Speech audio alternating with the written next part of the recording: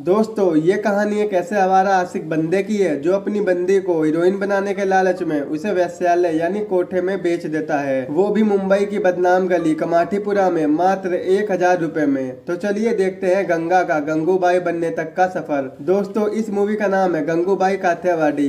नाम तो सुना ही होगा, कसम से बहुत मस्त मूवी है, देखना जरूर एक बार, मेरी नहीं तो और किसी की देख लेना यार, बट मूवी जरूर देखना, मस्त है। अगर चैनल को सब्सक्राइब नहीं किया है तो कर दो, लिंक आपको नीचे डिस्क्रिप्शन में मिल जाएगा। कहानी की शुरुआत में हम मधु नाम की एक लड़की को देखते हैं जिसे जबरदस्ती तैयार करके धंधे पर बैठाया जा रहा था, जिसे देखकर लगता है कि ये काम उससे जबरन कराया जा रहा है। दरअसल ये कोठा है और इस कोठे की घरवाली का नाम रश्मि बाई है जो मधु को यहाँ के रूल्स बताती है। इसके बाद एक आदमी आता है और वो मधु के साथ वो काम करता है जो वो चाहता था। 3 दिन बीत चुके थे लेकिन मधु अभी तक धंधे पर नहीं बैठी थी और वो उन्हें घर जाने के लिए बहुत परेशान कर रही थी। एक दिन एक लड़की रश्मि बाई से कहती है इस लड़की को केवल गंगूबाई ठीक कर सकती हैं। अब गंगूबाई की एंट्री होती है जो कि कमाठीपुरा की माफिया क्वीन थी और उनकी सभी लोग काफी इज्जत करते हैं। जब वो रश्मिबाई के सामने से गुजर रही होती है तो रश्मिबाई उसे बुलाती हैं। गंगू यार ये जो नई लड़की धंधे पर आई है ना वो बहुत ड्रामा कर रही है, जरा आके समझाइयो इसको। जब गंगूबाई अंदर जाती है तो वो मधु को जंजीरों से बंधा हुआ देखती है। वो जंजीरों को खोलती है और मधु को पानी पिलाती है।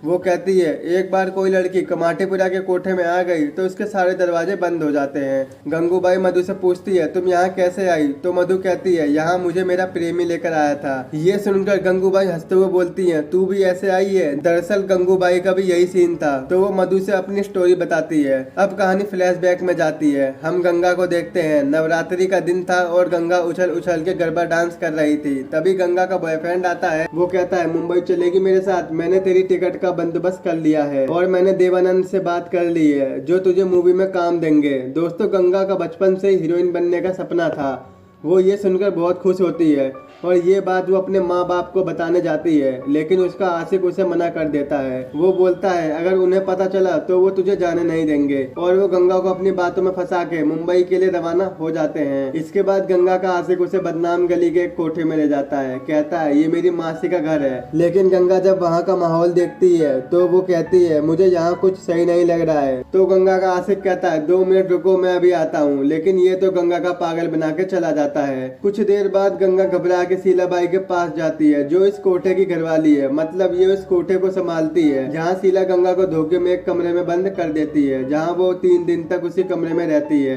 3 दिन बाद शीलाबाई उसी कमरे में आती हैं। वो गंगा से कहती हैं चिल्ला मत, तेरा आशिक तुझे यहाँ बेचकर चला गया है और ज्यादा मत चिल्ला, ये कोठा शीलाबाई का है, यहाँ मेरी मर्जी चलती है। अगर 3 दिन तक तू धंधे पर नहीं बैठी तो यहाँ पर जबरदस्ती के भी पैसे दिए जाते हैं। बेचारी गंगा अब घर भी नहीं जा सकती थी क्योंकि उस पर अब कमाठीपुरा की बदनाम गली का धब्बा लग चुका था। वो किस मुंह से घर जाती, उसे जबरन यहाँ रहना पड़ता है। 1 महीने बाद गंगा को धंधे पर बैठा ही दिया जाता है, जिसे कुछ नहीं पता होता क्या करना है कैसे करना है। जहाँ एक लड़की उसे बताती है कि कैसे कस्टमर को अपने जाल में फंसाना है, जहाँ गंगा बेचारी वैसा ही करती है जिसे उसका पहला कस्टमर मिल जाता है। दोस्तों इस बदनाम गली के कोठों की एक बात बड़ी अजीब थी, जब यहाँ की लाइट चली जाती है तो इन्हें कोठों के बाहर मोमबत्तियां जलाकर कस्टमर को सेट करना पड़ता था। दोस्तों इससे साफ साफ समझ आता है कि वैश्याओं की लाइफ में पैसा कमाना कितना मुश्किल था। खैर शीलाबाई गंगू को उसकी पहली कमाई देती हैं, जहां गंगू शीलाबाई से पैसे लेके उसे जला देती है। तो शीलाबाई कहती हैं तू ये पैसे क्यों जला रही है, तो गंगा कहती है मैंने पुरानी गंगा को जला दिया, आज से मैं गंगू हूँ।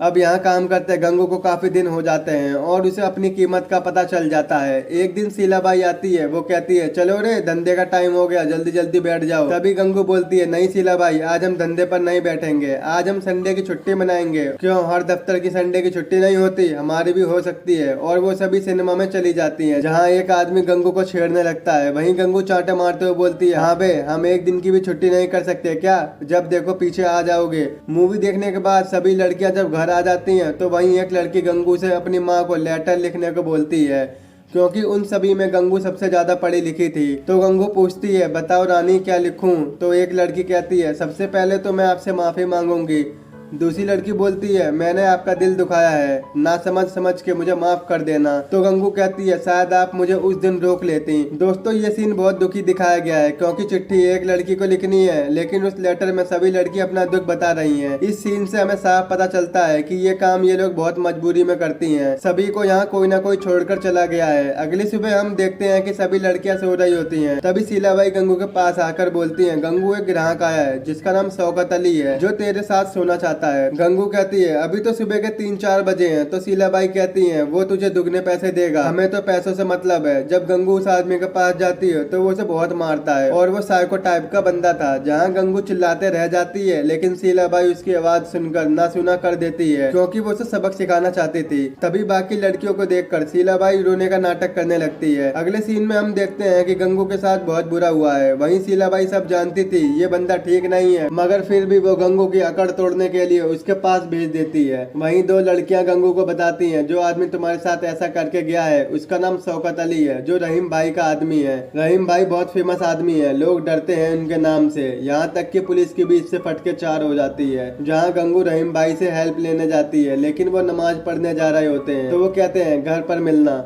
इसके बाद गंगू रहीम भाई से मिलती है जहाँ गंगू कहती है आपके आदमी ने मेरे साथ बहुत गलत किया है, अगर कोई छोटा मोटा जख्म होता तो मैं सह लेती, मुझे इंसाफ चाहिए। उसके कट को देखकर रहीम भाई भावुक हो जाते हैं और कहते हैं अगली बार वो आदमी तुम्हारे पास आता है तो तुम मुझे कॉल करना। और वहीं रहीम भाई अपने एक आदमी को भी कोठे के नीचे निगरानी रखने को भेजता है। 1 महीने बाद वो आदमी फिर से आता है तो शीलाबाई कहती है गंगू वो 4 गुना पैसे देने के लिए तैयार है। गंगू मान जाती है। जहाँ सारी लड़कियां गंगू को जाने से मना करती हैं तो गंगू कहती है जाओ तुम रहीम भाई को ये खबर पहुंचा दो। इसके बाद रहीम भाई वहाँ पहुंच जाते हैं और उनके आदमी शौकत अली को बाहर निकाल कर ले आते हैं। जहाँ रहीम भाई उसे इतना मारते हैं कि वो ऑन द स्पॉट मर जाता है। जिसके बाद गंगू उससे अपने पैसे मांगती है लेकिन वो तो मर गया था। जब उसे पैसे नहीं मिलते तो वो उसके गले की चेन खींच के चली जाती है। इसके बाद से ही पूरा कमाटी पूरा गंगू से डरने लगा था। उसका मन होता था तो वो काम करती थी वरना नहीं। ये रुतबा देखकर शीलाबाई भी उससे डरने लगी थी और वो काफी बीमार हो जाती है जिसके कारण अगले दिन शीलाबाई की मौत हो जाती है। शीला की मौत के बाद गंगू उसके सारे आदमियों को उनके घर भेज देती है क्योंकि आज से ये सभी लड़कियां अपना ख्याल खुद रखेंगी। एक दिन कोठे पर पुलिस वाला गंगू से हफ्ता लेने आता है। गंगू कहती है तुम लोग ज्यादा हफ्ता लेने लगे हो, रहीम भाई को जानते हो ना। तभी वो पुलिस वाला गंगू के पैर में गिर जाता है। अरे कैसी बात कर रही हो, रहीम भाई को क्यों बीच में ला रही हो, हम हफ्ता नहीं लेंगे। अगले दिन सभी लड़कियां गंगू के पास आती हैं। वो कहती हैं आज से तुम हमारी घरवाली हो, मतलब इस कोठे की मालकिन, तुम किसी आदमी के पास नहीं जाओगी। और वो सब गंगू को सफेद साड़ी पहनने को देती है। यहाँ से गंगू से गंगूबाई बन जाती है। अब कहानी फिर से प्रेजेंट में आती है क्योंकि वो मधु को बताती है कि वो गंगा से गंगू से गंगूबाई कैसे बनी। तभी गंगूबाई मधु के सामने 2 ऑप्शन रखती हैं, एक कोठे में रहने का और दूसरा मरने का। तो मधु मरने वाली टॉफी चूज करती है जिसे देखकर गंगू समझ जाती है ये मर जाएगी लेकिन धंधे पर नहीं बैठेगी। गंगू मधु को अपने साथ ले जाने लगती है। तभी रश्मिबाई बोलती हैं कहाँ लेके चली अनारकली, मैंने इसे पूरे 1000 में खरीदा है। तो गंगू बोलती है कल मेरे कोठे से 10,000 ले जाइयो। घर पहुँच के गंगू अपने आदमियों से मधु को सही सलामत उसके घर पहुँचवा देती है। अगले सीन में हम देखते हैं एक लड़का जिसका नाम रज्जाक है जो गंगूबाई के कपड़ों का नाप लेता है लेकिन यहाँ दोनों के नैन मटक्के हो जाते हैं और इसके बाद से तो दोनों की आशिकी गिरी शुरू हो जाती है और इशारेबाजी भी। धीरे धीरे ये बहुत करीब आ जाते हैं और ये गंगू को एक घोड़ा गाड़ी में पूरा कमाटीपुरा घुमाता है। अगले दिन गंगू के पास एक आदमी आता है। वो कहता है मालकिन इलेक्शन करीब आ गए हैं। गंगू इस बार का इलेक्शन किसी भी हाल में जीतना चाहती थी। दोस्तों ये इलेक्शन कमाटीपुरा के प्रेसिडेंट पद पर होते हैं। प्रेसिडेंट का मतलब बड़ी घरवाली, मतलब जितनी भी यहाँ छोटी घरवाली हैं उन सभी के मालकिन। अगर गंगूबाई ये इलेक्शन जीत जाती है तो पूरा कमाटीपुरा उसके अंडर में होगा। लेकिन गंगू के खिलाफ रजियाबाई थी जो कि 3 साल से इलेक्शन जीत रही थी, जिसे हराना गंगू के लिए मुश्किल है। जहाँ रजियाबाई इलेक्शन में रैली निकाल रही होती है। मीठी ईद का दिन आता है जहाँ गंगू रहीम भाई के लिए खीर लेके जाती है। तो वो कहते हैं तुम किस काम के लिए आई हो। तो गंगू कहती है इलेक्शन पास में आ गए हैं और मुझे पैसे चाहिए। तो रहीम भाई बोलते हैं कितने। तो गंगू कहती है मुझे आपसे नहीं बल्कि आपके कमाटीपुरा के दारू के ठेके की ओनरशिप चाहिए, जिससे जो आदमी कोठे पर आएगा उन्हें हैंड टू हैंड शराब मिल जाएगी और मेरे इलेक्शन के पैसे निकल जाएंगे। लेकिन रहीम भाई उसे मना कर देते हैं। तो गंगा रहीम भाई से कहती है, भाई अगर मैं ये इलेक्शन जीत गई तो मैं अपने लिए नहीं, कमाटीपुरा की हर वैश्याओं के लिए कुछ ऐसा कर दूंगी जो आज तक किसी ने उनके लिए नहीं किया है। जहां रहीम भाई भी मान जाते हैं। अगले सीन में हम रज्जाक और गंगूबाई को रोमांस करते हुए देखते हैं और गंगूबाई फुल सेट होकर जब घर आती है तो वहाँ रजिया बाई के 2 बंदे उसे मिलते हैं। वो कहते हैं रजिया बाई तुमसे मिलना चाहती है, तो गंगूबाई उसे मना कर देती है। तो वो आदमी कहता है, तेरी कोई औकात है रजिया बाई से मिलने की? औकात की बात सुनकर गंगूबाई बावली हो जाती है और उन्हें चप्पल से मारने लगती है। मेरी औकात देखेगा तू। अगले दिन गंगूबाई रजिया के कोठे पर रेड मरवा देती है, लेकिन गंगू उन्हें पैसा खिला के चक्कुम बक्कुम कर देती है। एक दिन गंगू अपनी लड़कियों के साथ होटल में खाना खा रही होती है, तभी वहीं रजिया बाई आती है। तो वो कहती है, गंगू तू अपने पैर इलेक्शन से पीछे खिसका ले, बता रही हूँ तुझे। वो सारी लड़कियों, आज मेरा भाषण है, आज आना सारी की सारी। लेकिन गंगू एक चाल चल देती है। वो अपने मोहल्ले में एक पर्दे पर फिल्म लगवा देती है। फिर क्या था, कमाटीपुरा के जितने भी लोग थे वो फिल्म देखने आ गए थे, क्योंकि उस समय में पर्दे पर मूवी देखना बहुत बड़ी बात होती थी। उधर रजिया बाई के भाषण में कोई नहीं जाता, सारी कुर्सियां खाली की खाली पड़ी रहती हैं। वहीं रजिया बाई एक लड़की से कहती है, जल्दी से बुला के ला, समझ में नहीं आ रहा तुझे? लेकिन तभी वहाँ गंगूबाई एंट्री लेती है, कहती है दे अपना भाषण। जहाँ रजिया बोलती है, इलेक्शन में तो मैं ही जीतूंगी। अगली सुबह गंगू की नजर एक पिंजरे में बंद लड़की पर जाती है, जो उस कोठे की वैश्या की लड़की होती है। वो औरत नहीं चाहती थी कि उसकी लड़की ऐसा काम करे, इसलिए वो उसे छिपा कर रखती है। जहाँ उस लड़की की माँ कहती है, इसकी शादी की उम्र हो गई है, मैं इसे जान से मारना पसंद करूंगी, लेकिन इस जगह पर कभी धंधा नहीं करवाऊंगी। तो गंगूबाई बोलती है, मैं इसकी शादी करवाऊंगी। तो एक लड़की बोलती है, हम कोठे वाली से कौन शादी करेगा, कोठे में बारात कौन लाएगा? अगले ही दिन गंगूबाई रज्जाक के घर रिश्ता लेके पहुंच जाती है, जिसे सुनकर रज्जाक साफ मना कर देता है, क्योंकि गंगूबाई को पता होता है कि रज्जाक मुझसे प्यार करता है। वहीं बातों बातों में रज्जाक के अब्बूजान बोलते हैं, गंगूबाई एक कोठे वाली लड़की हमारे घर की बहू कैसे बन सकती है? गंगू रज्जाक की आंखों में आंखें डालकर बोलती है, वही तो, एक कोठे वाली इस घर की बहू कैसे बन सकती है? लेकिन दहेज देखकर वो सब मान जाते हैं। लेकिन रज्जाक गंगू से बोलता है, तुम इलेक्शन के लिए मुझे कुर्बान कर दोगी? तो गंगू कहती है, मैं कमाटीपुरा की वैश्याओं के लिए 1000 रज्जाक कुर्बान कर सकती हूँ। अब ऐसा दिन आता है जो पूरे कमाटीपुरा में कभी नहीं हुआ, यानी कोठे में रज्जाक बारात लेके आता है, जहाँ पूरा कमाटीपुरा हक्का बक्का था। गंगू है तो मुमकिन है। इसके बाद इलेक्शन का भी रिजल्ट आ जाता है, जहाँ गंगूबाई ने बाजी मार ली थी। इलेक्शन जीतने के बाद गंगूबाई स्पीच देती है, जहां सभी औरतें गंगू को अपना नेता और घरवाली मानती हैं। इसके बाद हम देखते हैं गंगू 12 साल बाद अपने घर फोन लगाती है, तो इसे पता लगता है कि इसकी वजह से इसके पिता ने आत्महत्या कर ली थी, जिसे सुनकर वो बहुत उदास होती है। एक दिन रहीम भाई गंगू को बुलाते हैं, जहाँ 2 आदमी पहले से होते हैं, क्योंकि वो कमाटीपुरा को खाली करवाना चाहते थे, क्योंकि कोठे के पीछे एक स्कूल है और वो नहीं चाहते थे कि बच्चों पर इसका गंदा असर पड़े। तो इस पर गंगू कहती है, कमाटीपुरा के पीछे एक स्कूल है, तो इसका अच्छा असर हमारे मर्दों को क्यों नहीं पड़ता? जहां रहीम भाई उन्हें भगा देते हैं। उनके जाने के बाद रहीम भाई गंगू को बताते हैं, ये लोग स्कूल के नाम पर पूरे कमाटीपुरा को खाली करवाकर बिल्डिंग बनाना चाहते हैं। तो रहीम भाई कहते हैं, मैं इन लोगों को तो संभाल लूंगा, लेकिन तुम्हें स्कूल का ध्यान देना होगा, इसके लिए तुम्हें कोर्ट में भी जाना पड़ सकता है। वहीं स्कूल वाले गंगू के खिलाफ प्रोटेस्ट करना शुरू कर देते हैं। उसका एक ही मकसद होता है कि वो कमाटीपुरा को खाली करवा दे। गंगू को एक आइडिया आता है, कोठे के जितने भी बच्चे होते हैं गंगू उन्हें लेकर उनका एडमिशन उसी स्कूल में करवाने चली जाती है। गंगू प्रिंसिपल से कहती है, तुम्हारा स्कूल यहाँ 20 साल से है, लेकिन कमाटीपुरा के कोठे 100 साल से भी पुराने हैं। यहाँ एक रिपोर्टर भी होता है जो प्रिंसिपल का इंटरव्यू लेने आया था।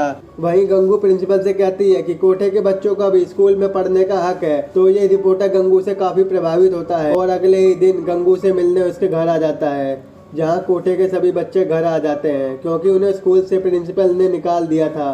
तो गंगू उस रिपोर्टर को इन बच्चों के साथ फोटो खींचने को बोलती है और इसको एक मैगजीन पब्लिश करने को कहती है।